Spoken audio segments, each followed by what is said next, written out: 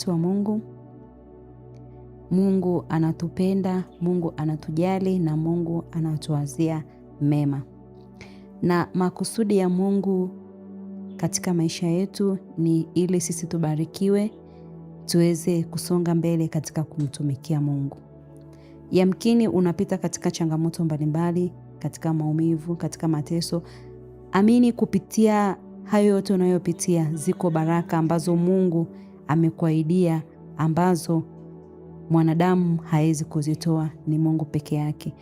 Kwa hiyo unapopita katika hizo changamoto, adha, dhiki, amini Mungu anakupigania na ataachilia baraka juu yako. Usikate tamaa au usirudi nyuma kwa yale unayoyapitia. Amini kwamba Mungu anaweza kufanya zaidi ya kufanya. Basi mtu wa Mungu, nipende kukaribisha katika ibada ya Jumapili tarehe 24 mwezi wa 5 mwaka 2026 katika madhabahu ya Mlima Moria, ambayo itakayoongozwa na mpako mafuta wa Mungu mtumishi Gideon, yenye ujumbe wa neno la Mungu unaosema kwamba baraka zilizojificha ndani ya maumivu. Mtu anaweza kujiuliza baraka zilizojificha ndani ya maumivu kivipi? Pale unapopita katika changamoto, pale unapopita katika maumivu, usipokata tamaa, ukasonga mbele, Mungu anakubariki.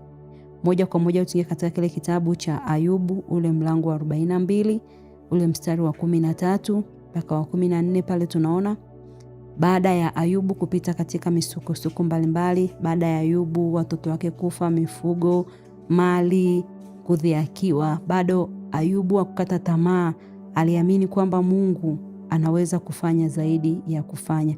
Ndipo Ayubu akaendelea kumtumainia Mungu, japo wako waliomkatisha tamaa, wapo waliomrudisha nyuma, lakini Ayubu hakuona changamoto yoyote. Yeye alikuwa anamtumainia tu Mungu, Mungu akamshindia. Tukiangalia ule mstari tunaona kabisa baada ya hapo Mungu alikuja kumbariki Ayubu, akampa ng'ombe, akampa punda, akampa watoto, akampa vile vyote vilivyopotea. Mungu akambariki mara 1000 Ayubu, kwa sababu hakukata tamaa wala akuangalia. Yeye alikuwa anaangalia tu, alikuwa ameweka tumaini kwa Mungu kwamba mwisho wa siku ziko baraka ambazo Mungu ameniahidia, ambazo lazima zitimie. Basi mtu wa Mungu, nipende kukuambia kwamba hata wewe yamkini kuna changamoto unapitia, usikate tamaa wala usimkufuru Mungu, wala usiende sehemu yoyote kwa wachawi, kwa waganga, sehemu yoyote ukaona kwamba Mungu hawezi. Mungu anaweza. Mungu anaweza kufanya tena. Mungu anaweza kurudisha hata vile vilivyopotea. Amini tu kwa Mungu yanawezekana. Kupitia madhabahu ya Mlima Moria, basi tunawakaribisha hiyo Jumapili kupitia mafuno haya yatakoongozwa na mpako mafuta wa Mungu. Tutamuona Mungu kupitia mafuno haya na Mungu atatubariki isivyo kawaida. Yamkini bado umefika ni mwezi wa 5, bado hujaona mafanikio, bado unaona kabisa mwaka huu bado sijafanikiwa. Mimi nipende kukuambia tu, endelea kumtumainia Mungu, endelea kuweka tumaini lako kwa Mungu. Mungu atakubariki kama alivyombariki Ayubu. Basi nipende kukaribisha kwa wale ambao wanaingia katika chaneli hii kwa mara ya kwanza, ambapo hawajui madhabahu ya Mlima Moria inapatikana wapi. Madhabahu ya Mlima Moria ipo mkoa wa Kilimanjaro, maili 6 Msasani.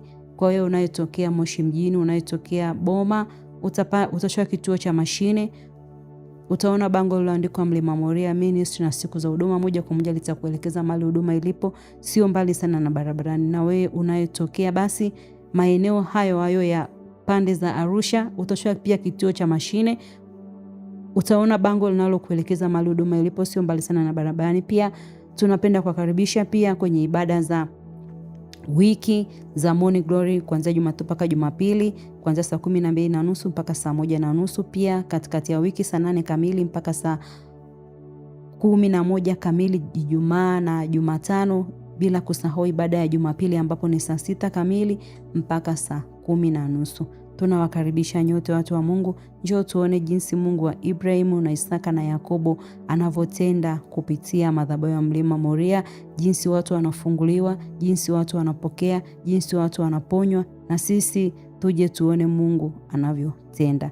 Basi Kwa majina yangu naitwa Magdalena Evans. Ninakupenda na ninawakaribisha sana. Asanteni sana.